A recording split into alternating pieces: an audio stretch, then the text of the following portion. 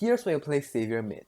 He has decent CC, he has immense global presence, he has spammable skills, and he has great teamfight capabilities. However, Xavier is quite susceptible to CC and is easily bursted down if the enemy catches you. Xavier's passive enhances his subsequent skills each time his skills hit an enemy hero.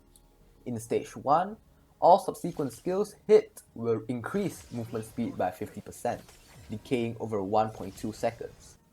In stage 2, his skill width is greatly increased, and in stage 3, all Xavier's skills cooldown is reduced by 4 seconds, while his ultimate cooldown is reduced by 12. Stage 3 lasts for 5 seconds and can be extended if his skills land on enemy heroes. Xavier's skill 1 fires a projectile dealing magic damage to all enemies in its path.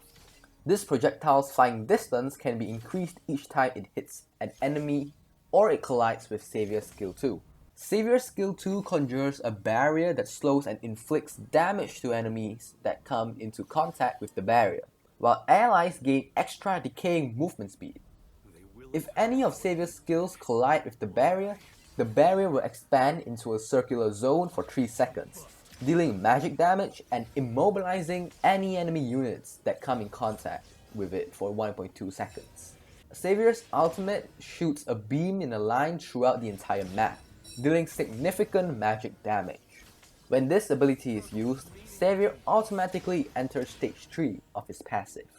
Moving on to builds, I suggest going with Magic Boots, Enchanted Talisman, Lightning Truncheon, Clock of Destiny, Divine Glaive, and Holy Crystal.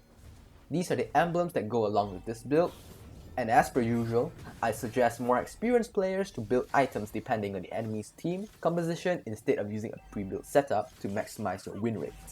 As for battle spells, you should either go for Flicker or Sprint.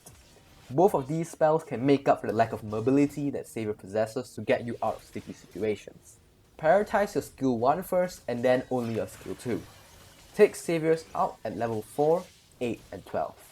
In the early game, Xavier should roam around to help his mates like a mid laner should.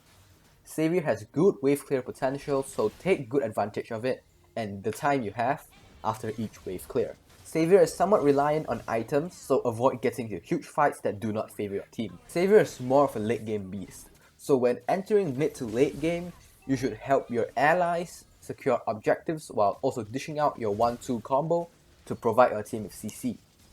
When the time is right, commit to it by unleashing all your skills and spamming non-stop for maximum damage output.